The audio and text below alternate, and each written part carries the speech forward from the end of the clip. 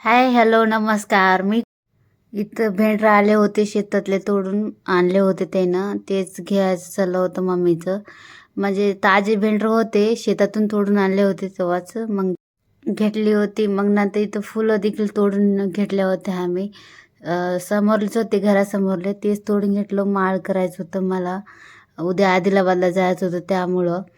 मग इथं मस्त ओवत बसलो होतो, तुम्ही बघू शकता.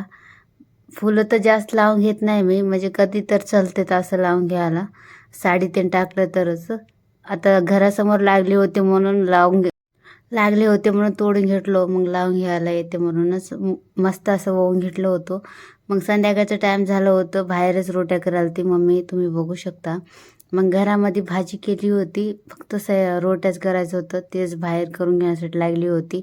आता उन्हाळ्याचं बाहेर बसून स्वयंपाक करायला खूप छान वाटतं त्यामुळं. मग इथं पपई आणले होते, बाजूची आंटी दिले होते, तेच कापून द्यायचं चालू होतं. मला काही जमत नव्हतं. मग इथं जेवण त्यांनी करून घेऊ लागते. आजच्याला एवढं